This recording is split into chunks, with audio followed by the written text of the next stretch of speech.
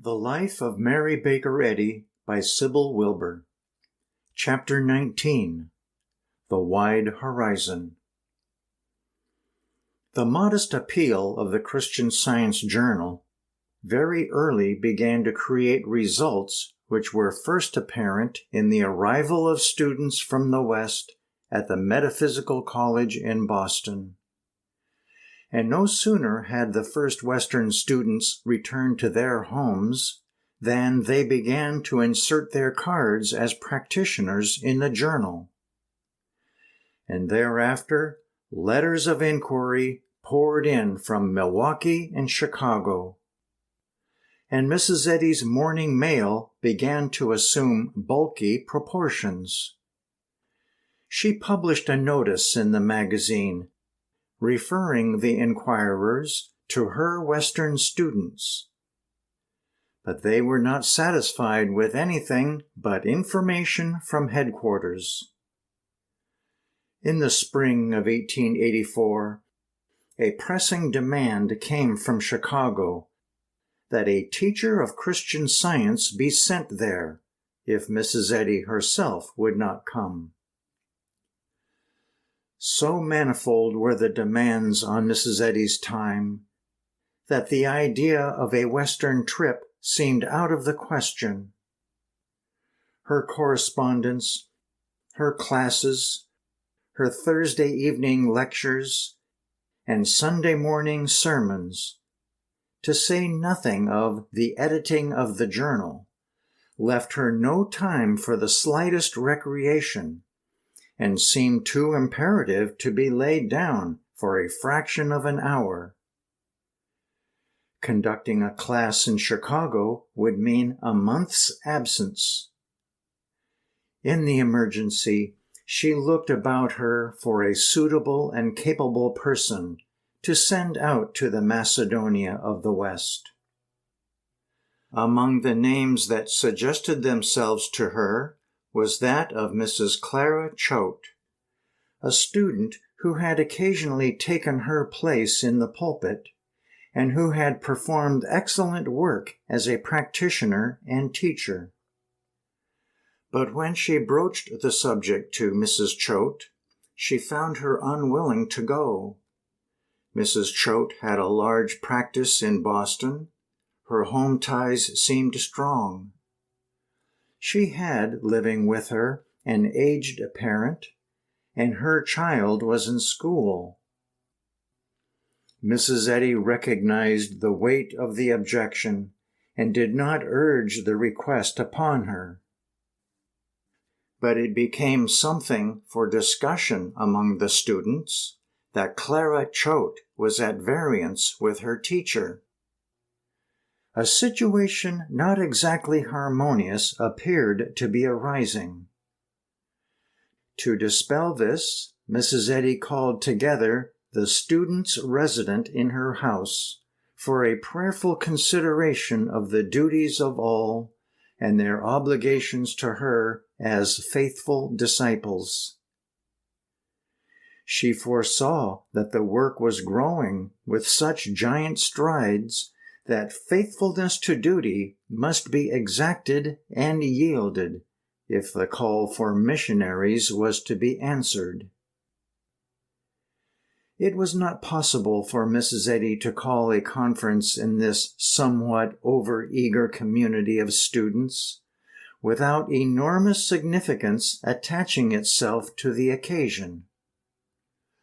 Realizing this, she requested the students of the house to regard the meeting for counsel as a private meeting, and directly the name private meeting was coined.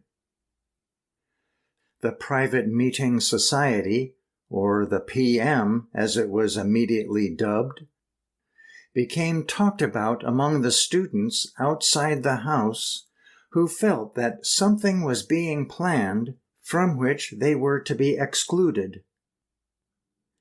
The PM Society met but twice, but so widely was its existence discussed that Mrs. Eddy was obliged 4 years later to write an account of its deliberations.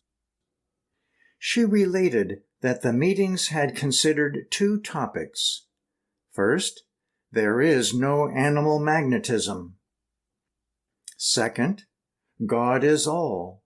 There is none beside him.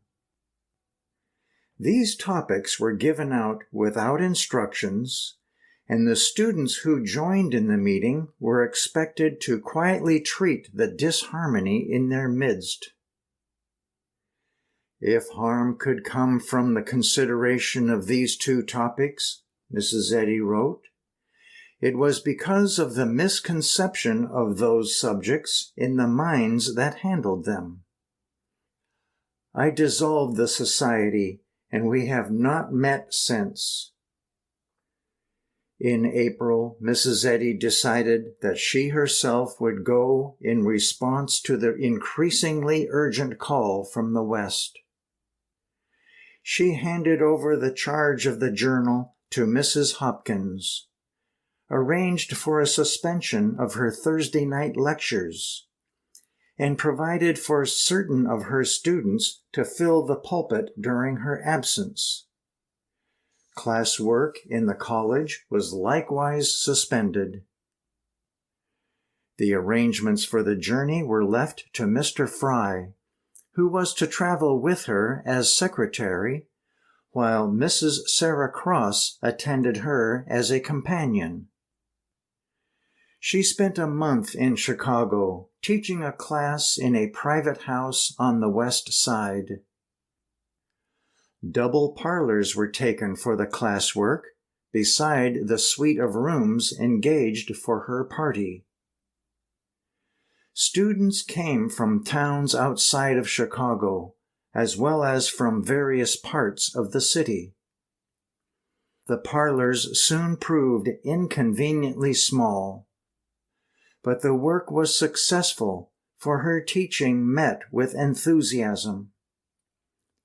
The great Christian Science movement of the West resulted from that early visit of Mrs. Eddy. A visit undertaken in such perplexity as this call, colliding with her stress of work, had brought about. But by business punctiliousness and executive command, she had been able to lay down the duties which had at first seemed imperative of personal direction. Few of her followers could then understand the amazing fortitude this required. But the Western field in the years following justified its demand upon her time. Its response was an abundant harvest of idealism in the midst of vaunting materialism. When she returned to Boston, it was with vision rested by that far horizon which was presently to stretch to the Pacific. Not many months later, there appeared in the journal this notice: the California Metaphysical Institute affords an opportunity on the Pacific coast for receiving a course of instruction in the rudiments of Christian Science.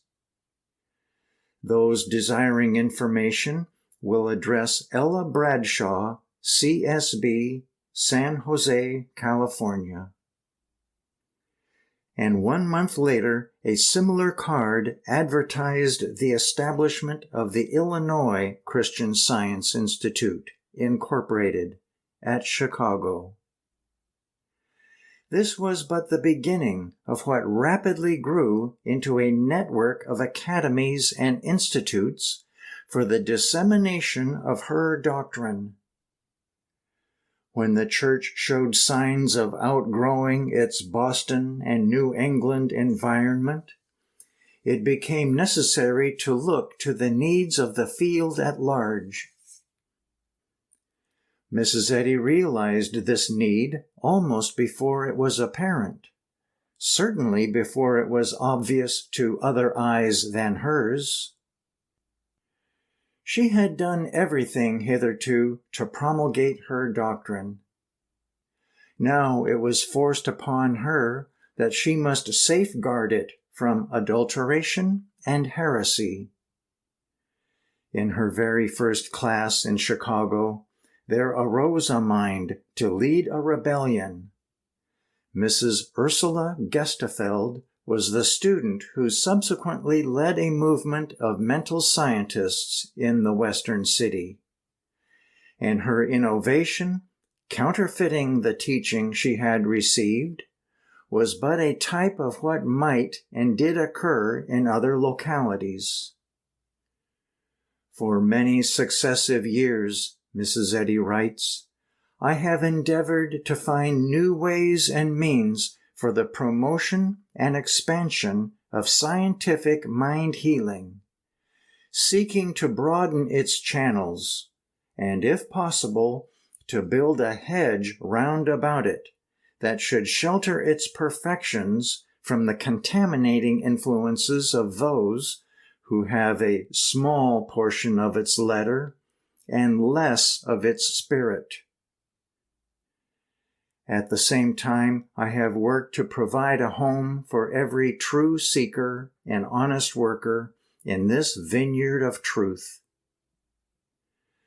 To meet the broader wants of humanity and provide folds for the sheep that were without shepherds, I suggested to my students in 1886 the propriety of forming a National Christian Scientist Association.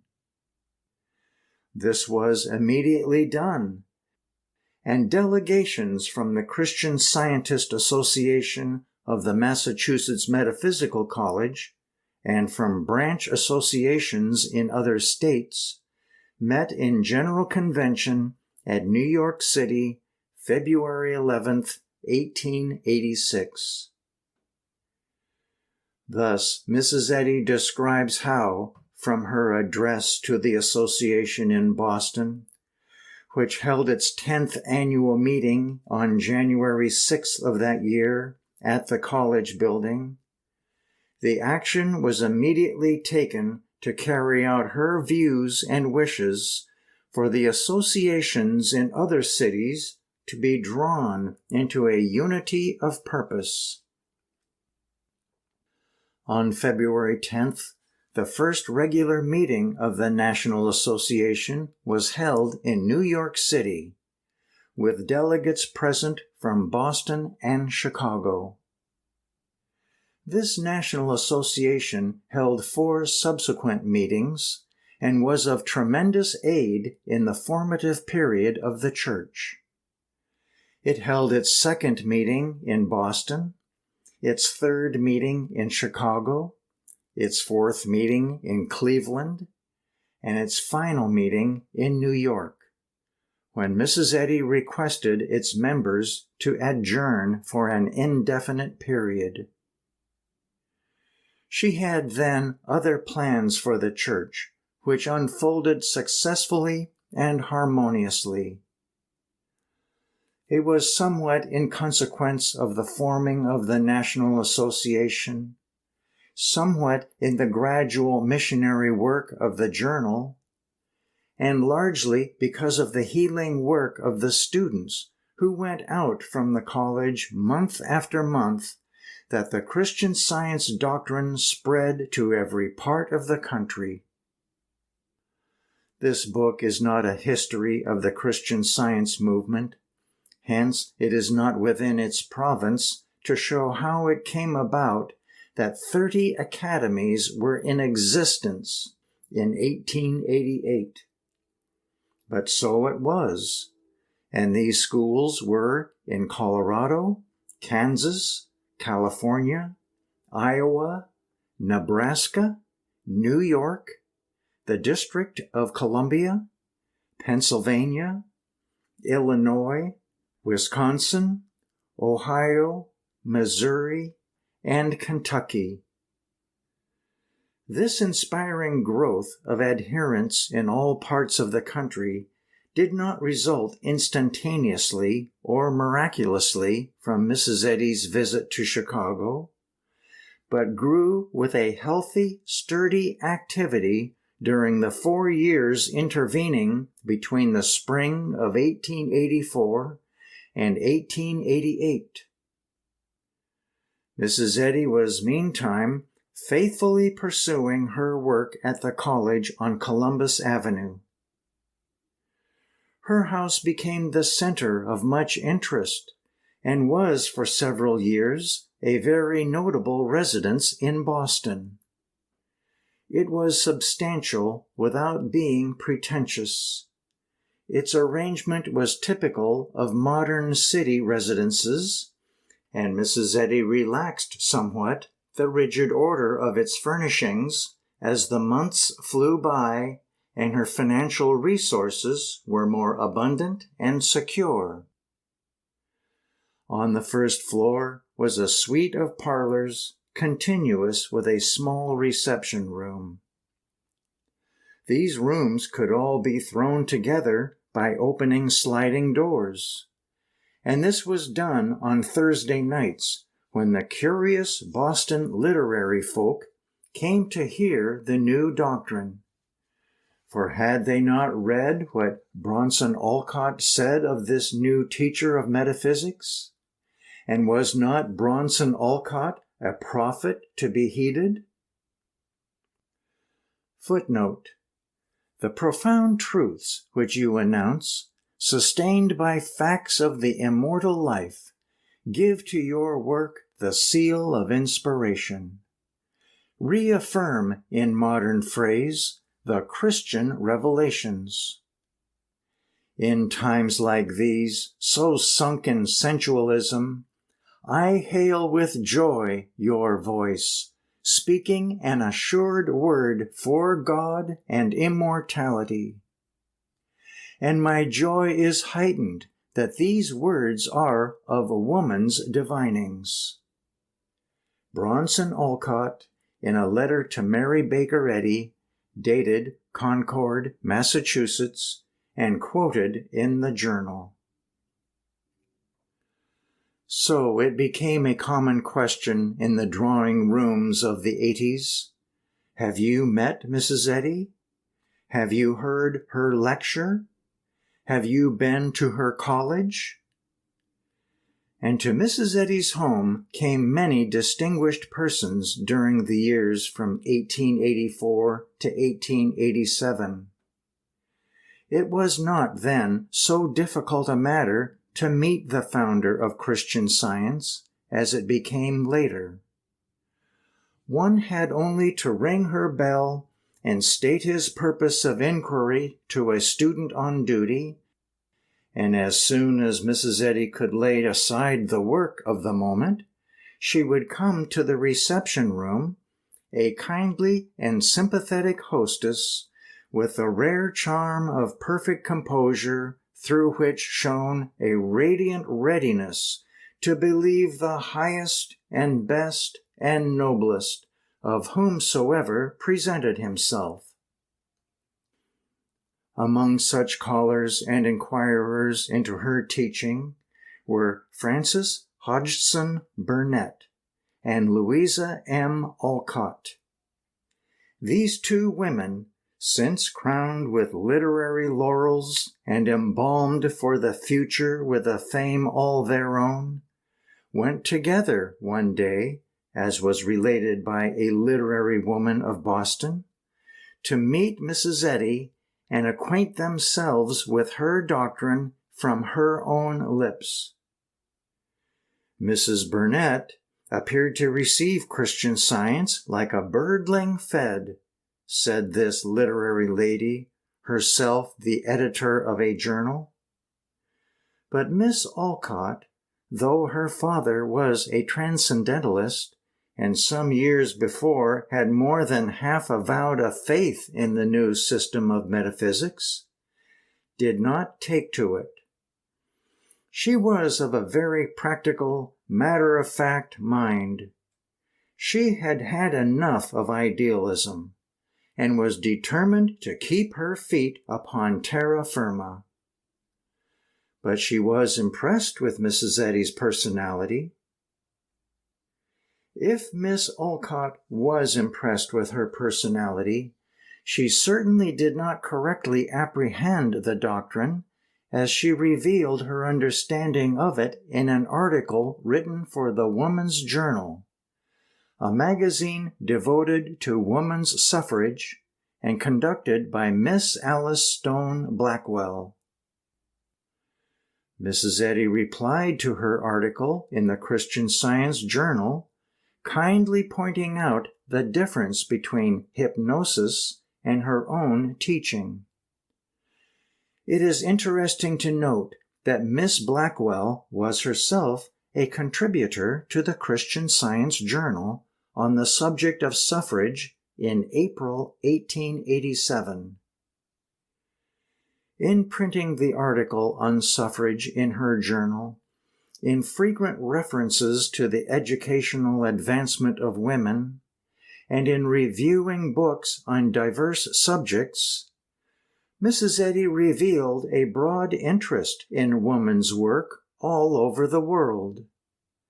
She likewise maintained an active, alert interest in the sermons and public speeches of eminent men, and either herself or through her editors reviewed philosophic treatises that came from the press.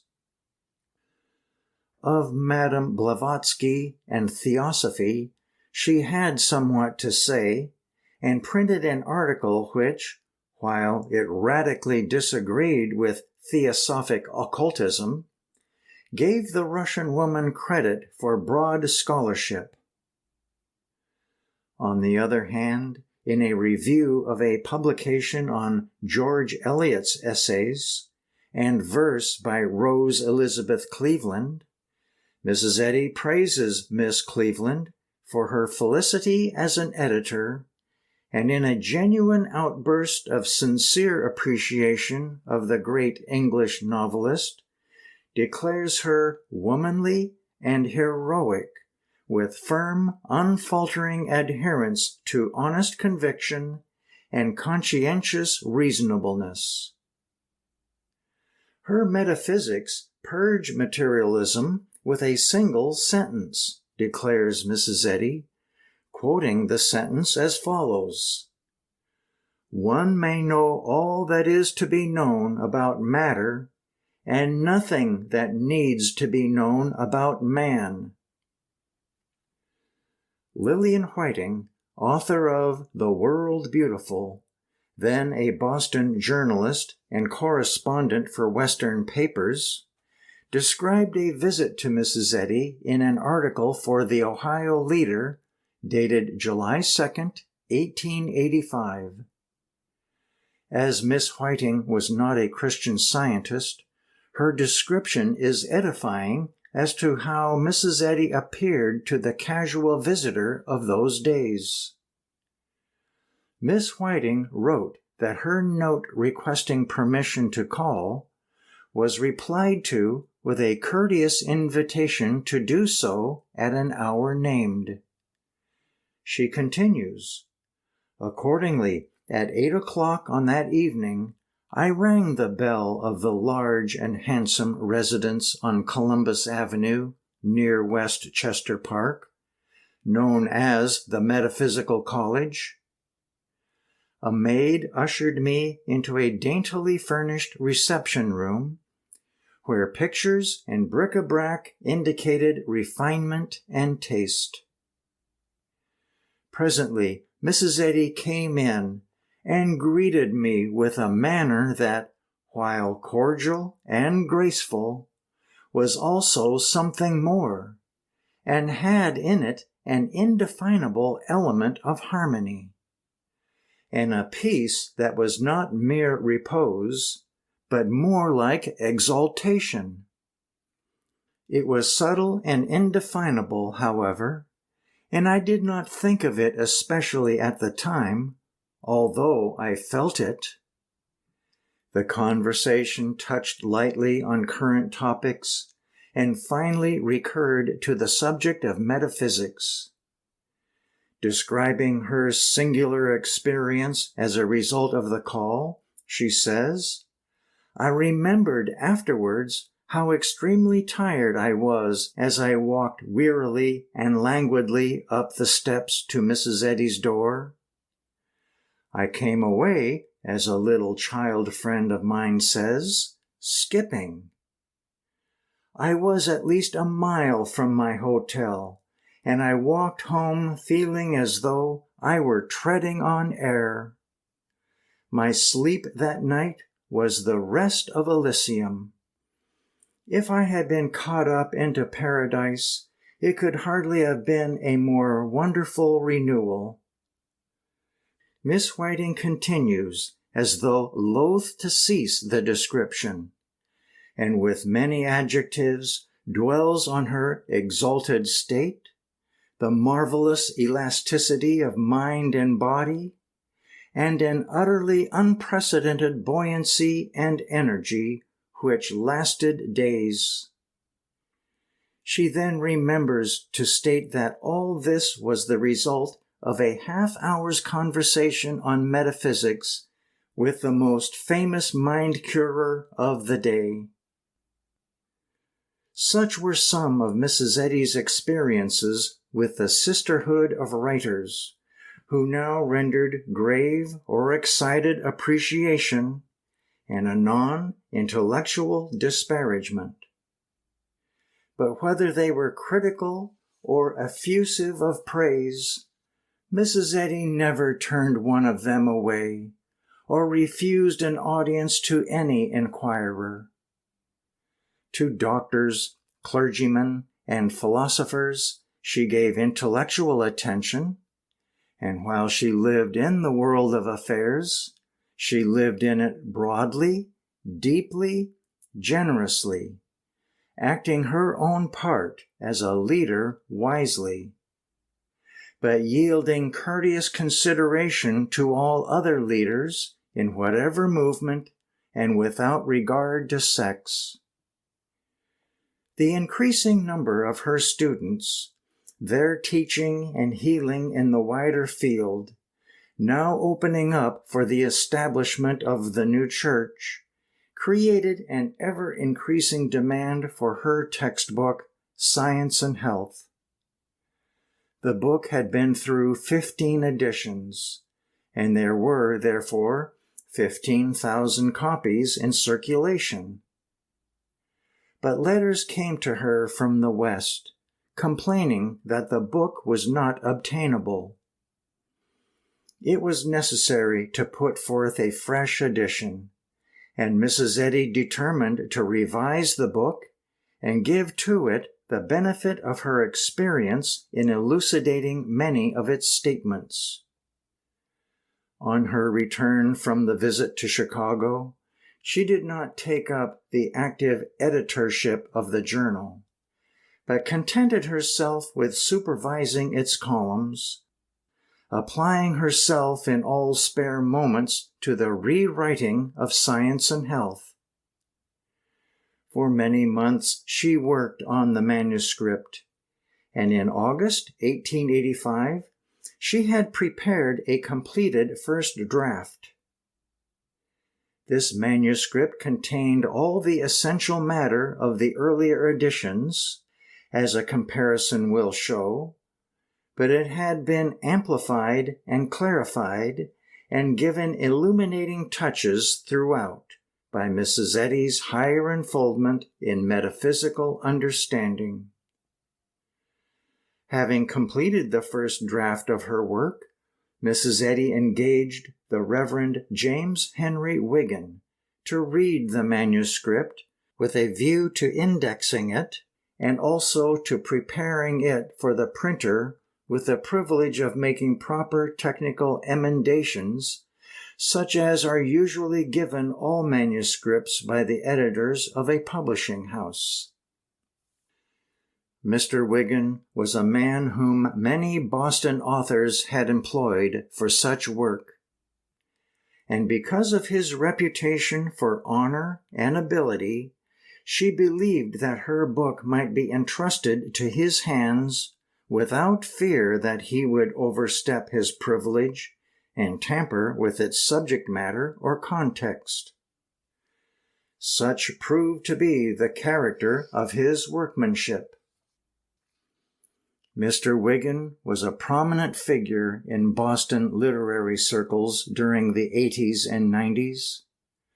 He was a retired Unitarian clergyman and for a time an editor for the university press.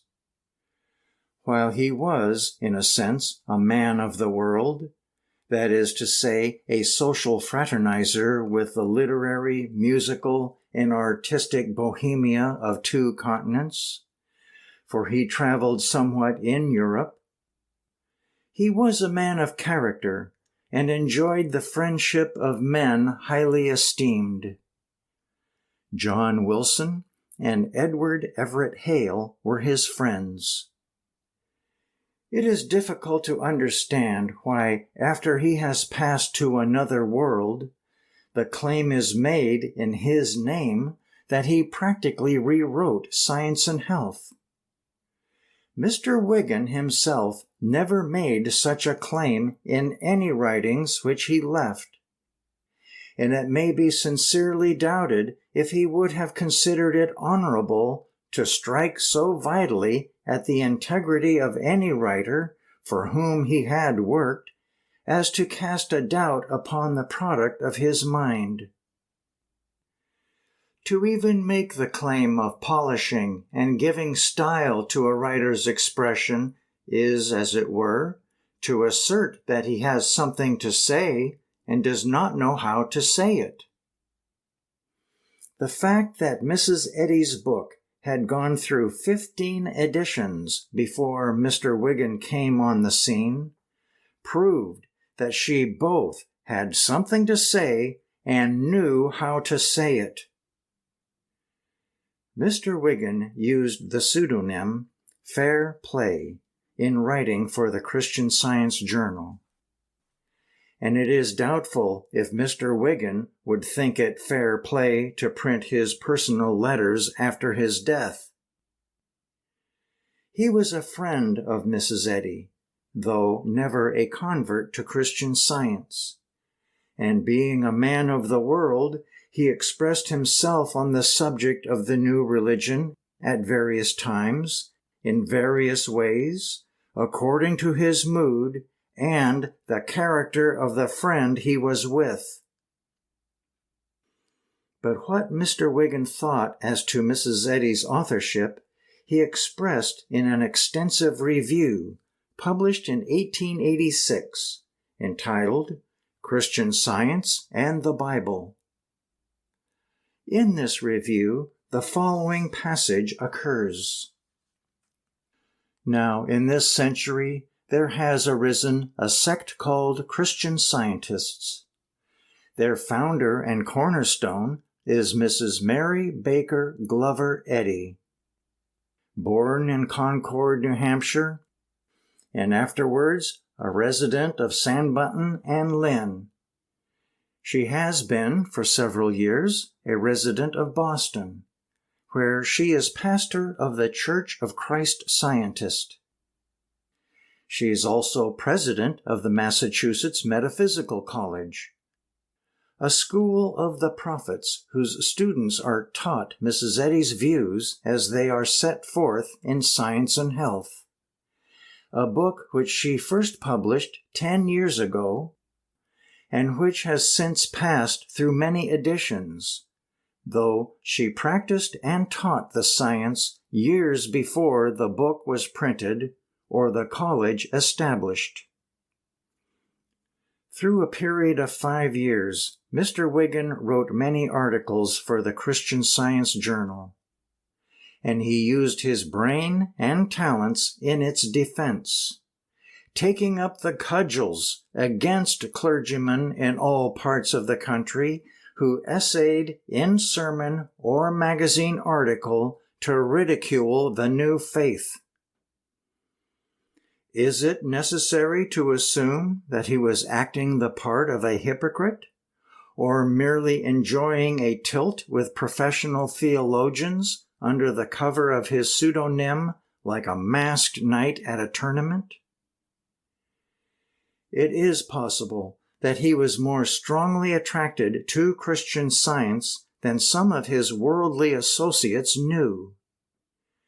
In one of his articles in the journal, Heard at the Clubs, he tells how a political discussion in which he was interested was interrupted by a reference to Christian Science, and how an editor, an actor, and others testified to its benefits to the astonishment of a noted literary divine from Great Britain. He declared, "The talk everywhere turns on Christian Science, and whoever has met the founder has been impressed with her integrity of purpose." His various articles may be found in volumes 3 and 4 of the journal. Men of great parts have elsewhere and often been attracted to a cause, served it for a time earnestly and faithfully, and then fallen away from it. But in such instances it is seldom asserted that they gave it its life blood, and then grew ashamed of it and ridiculed it. Such men do not give life blood to anything. They may be clever and gifted, but they are never the inspiration of a movement. After Mr. Wigan had handled Mrs. Eddy's manuscript for the 16th edition of her book, this announcement was made in the journal for January 1886. Attention is called to this volume. It is worth the notice not only of Christian Scientists, but of all who are interested in the progress of truth. It is from the University Press, Cambridge, and this is a guarantee for its typographical appearance. All the material of other editions is herein retained, but all of it has been carefully revised and rewritten by Mrs. Eddy and greatly improved. The arrangement of the chapters has been changed. One new chapter has been added on the Apocalypse, giving an exposition of the bearings on Christian Science of the 12th chapter of Revelation, to which it is believed by Mrs. Eddy to particularly relate. A special feature is a full index, prepared especially for this edition by a competent gentleman. In these days, no important book has a right to come before the public without a proper index. For about 5 years, Mr. Wigan gave Mrs. Eddy the benefit of his literary training in reading the proofs of her successive editions, and also the proofs of the journal. She paid him fittingly for his work and cherished a kindly regard for him. It is regrettable that a revelation of his personal vanity, as shown in private correspondence, should have been given to the world in recent pamphlets, since vanity and egotism are common weaknesses shared in some degree by all mankind. In a playful protest against his learned profundities, exhibited on one occasion in a philosophic review printed in the journal, Mrs. Eddy wrote, "Now, fair play evidently means more than hands off. A live lexicographer of the Anglo-Saxon tongue might add to the definition the laying on of hands as well." Whatever his nom de plume means, an acquaintance with the author justifies one in the conclusion that he is a power in criticism, a big protest against injustice. But the best may be mistaken. Footnote: It was a great mistake to say that I employed Reverend James Henry Wigan to correct my diction. It was for no such purpose. I engaged Mr. Wigan so as to avail myself of his criticisms of my statement of Christian Science, which criticisms would enable me to explain more clearly the points that might seem ambiguous to the reader. Mr. Calvin A. Fry copied my writings, and he will tell you that Mr. Wigan left my diction quite out of the question, sometimes saying, "I wouldn't express it that way." He often dissented from what I had written, but I quieted him by quoting corroborative texts of Scripture. In Christian Science, my diction has been called original. The liberty that I have taken with capitalization in order to express the new tongue has well nigh constituted a new style of language. In almost every case where Mr. Wigan added words, I have erased them in my revisions. Mr. Wigan was not my proofreader for my book Miscellaneous Writings, and for only 2 of my books. I especially employed him on Science and Health with Key to the Scriptures, because at that date some critics declared that my book was as ungrammatical as it was misleading. I availed myself of the name of the former proofreader for the University Press, Cambridge, to defend my grammatical construction, and confidently awaited the years to declare the moral and spiritual effect upon the age of Science and Health with Key to the Scriptures. I hold the late Mr. Wigan in loving and grateful memory for his high-principled character and well-equipped scholarship. Mary Baker Eddy, Pleasant View, Concord, New Hampshire, November 20th, 1906. Statement printed in the New York American, November 22nd, 1906. With Mrs. Eddy's own gentleness of characterization and generosity of appreciation, Mr. Wigan may fall into his rightful place in the story of her life as an aid and not a marplot.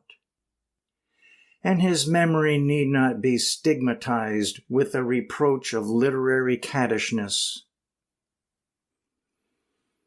During the summer of 1888, Mrs. Eddy spent a few weeks in Fabians, New Hampshire, at the White Mountain House.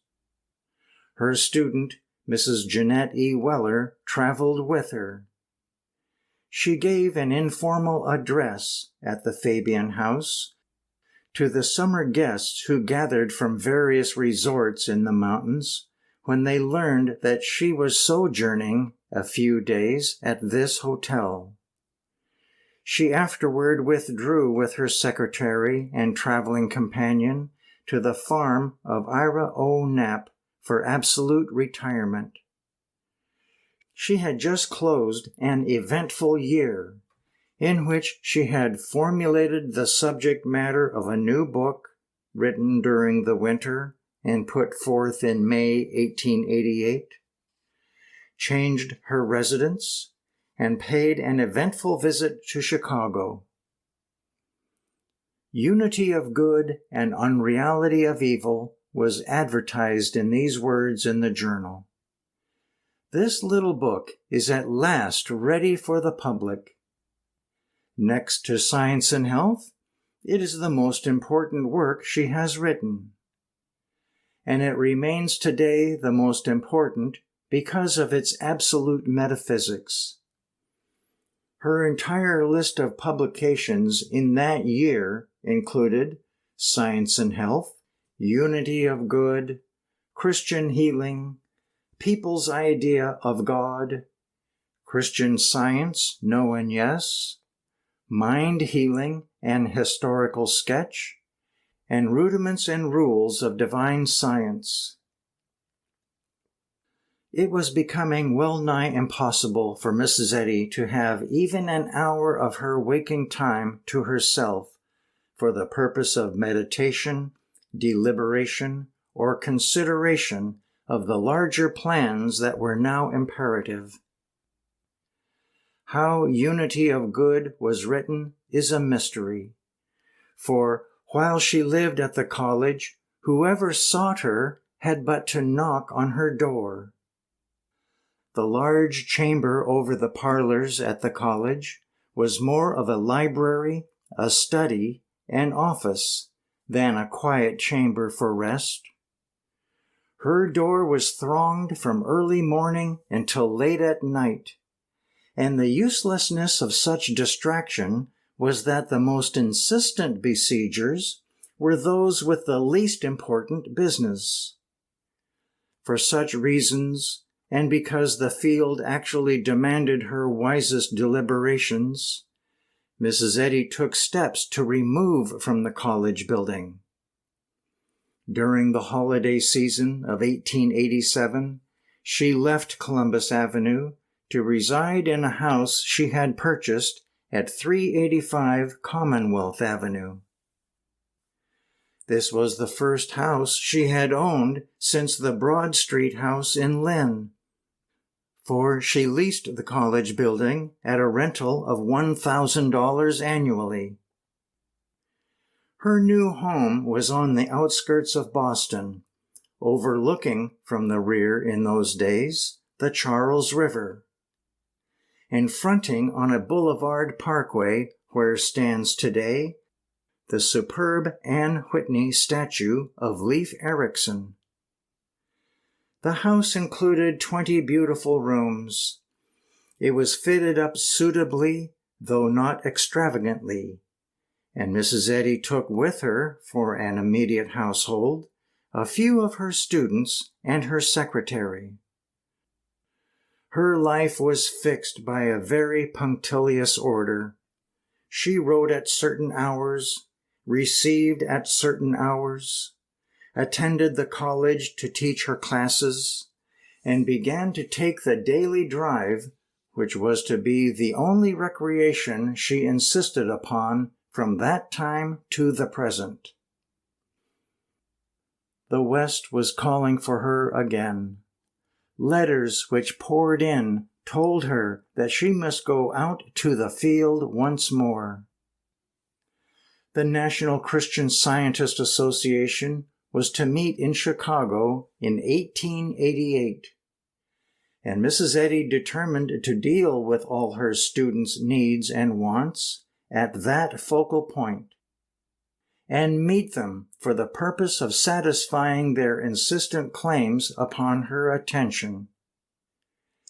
In order that the occasion might be a gratifying one to the entire field, and that the church might be renewed and refreshed for its pioneer work, Mrs. Eddy issued a call for this convention, which was printed in the Journal for May.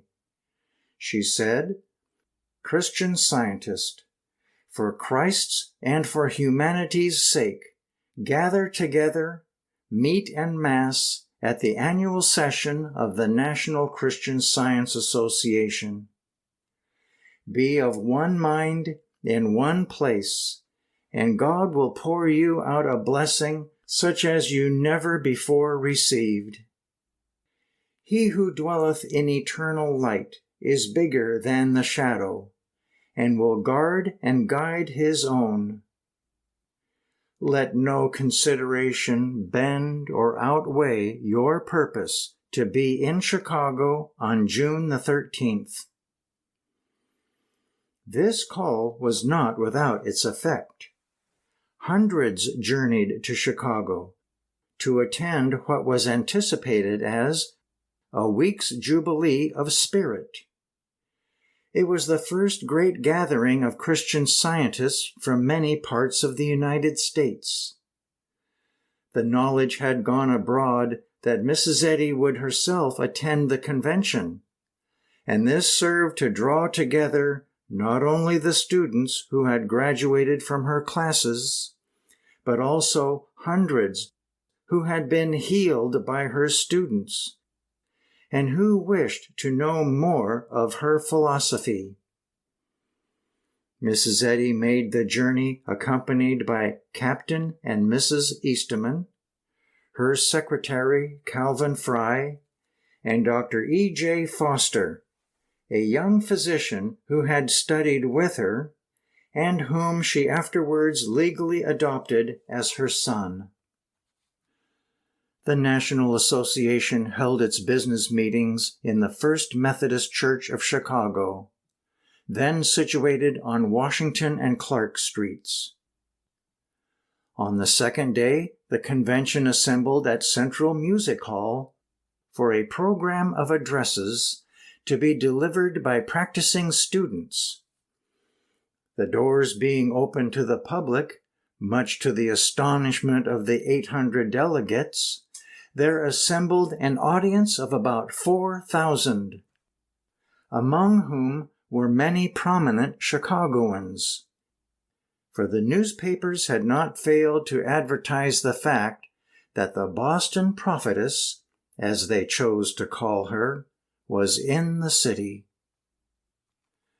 All unaware of the curiosity her coming had aroused, Mrs. Eddy attended the meeting, expecting to occupy a seat upon the platform among her students, but to take no part in the program. Her purpose was to greet and cheer her students. Destiny was not to have it so. The Reverend George B. Day, pastor of the First Church of Christ Scientist in Chicago, had decided to introduce her as the speaker of the day, and on his own authority had inserted a notice in the papers that she would make an address. As he led Mrs. Eddy through the anteroom to escort her to the stage, he acquainted her with his purpose.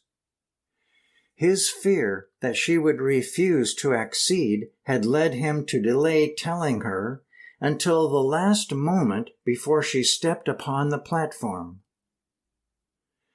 A student much beloved of Mrs. Eddy, who was standing near the door, saw her protest with an outward sweep of her hand and a slow negative shake of the head, and declare with emphasis that she was in no way prepared to speak. The clergyman, all excitement and nervousness, persisted, and Mrs. Eddy halted for a moment on the threshold of the stage and lifted her eyes as though for inspiration and guidance.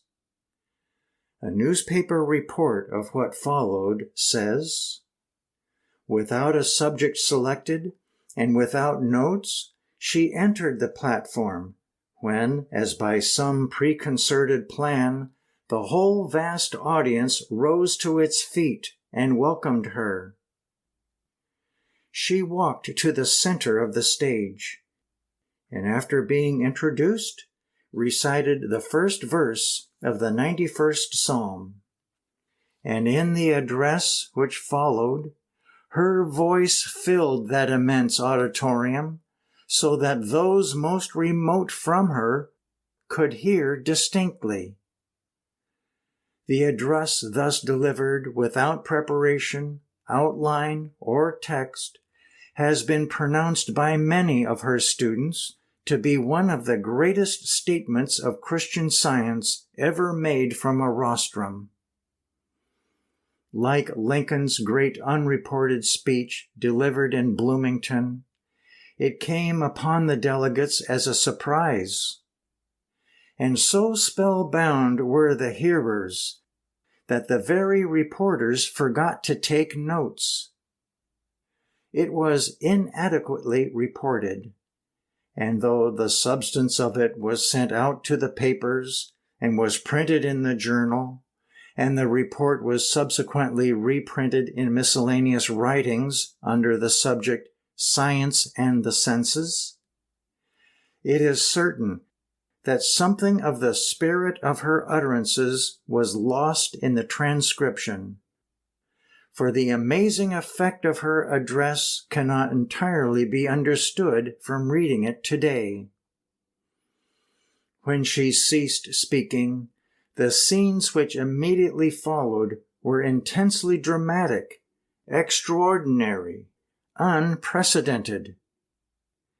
In the audience were many who had been healed from grievous illnesses by reading her book, and scarcely any of her hearers but had known of marvelous cures. Hence, the audience was anticipating a miraculous wave of health, and it received it at flood tide. Whatever had been on the program was forgotten for the time, swept aside by an impetuous forward rush of that audience to the platform, indifferent to the chairman's attempts to get a hearing. It was well Mrs. Eddy was elevated above the throng, or she would have been borne down by it. As it was, men leaped to the stage and assisted women to follow. They wanted to take her hand, to tell her of wonderful healings, to touch her dress, if nothing more. A babel of rejoicing broke forth, above which came the cries of many who were crowded to the rear, beseeching attention to themselves. A mother who failed to get near held high her babe. An old woman held up palsied hands, crying, "Help me." Some persons declared the address had healed them spontaneously. Men and women wept together.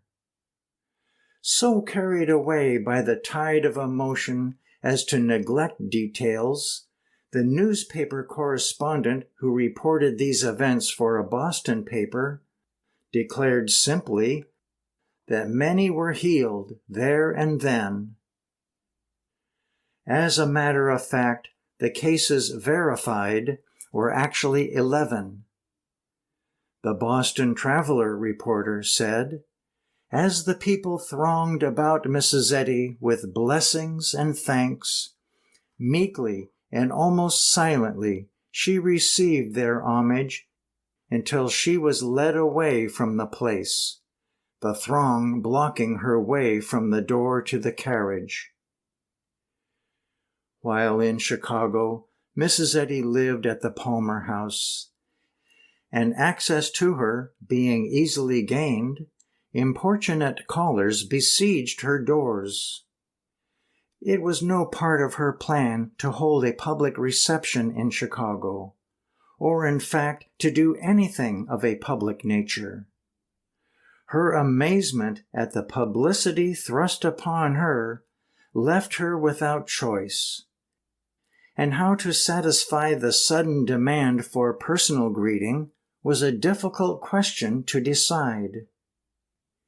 In the evening of the day on which she experienced such an ovation, she decided to go to the parlors for a short time to satisfy the persistent callers. Learning of her decision, the hotel hurriedly decorated the rooms with a profusion of flowers, giving a festive and brilliant appearance for an impromptu reception. This was to prove a singular function.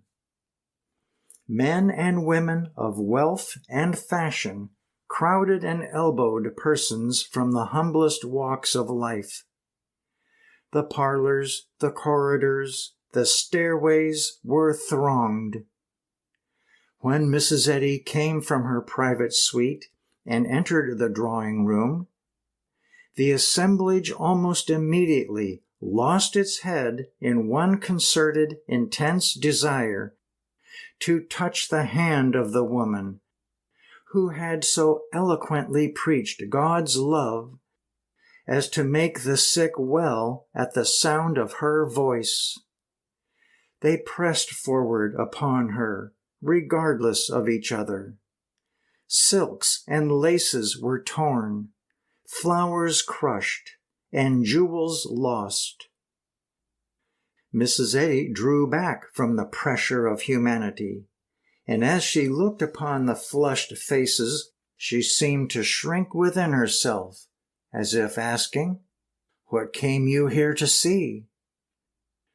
She turned to her secretary and companion for assistance, and almost immediately withdrew by a side door. When the company learned that she had withdrawn, they gradually and disappointedly dispersed. From such scenes, Mrs. Eddy had always shrunk with peculiar sensitiveness.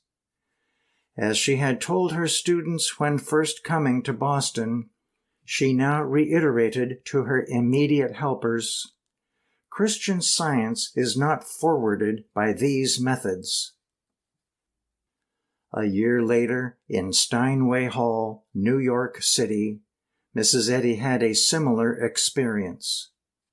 There, the audience was requested to file by her across the stage, and obedience to the request was enforced by the ushers.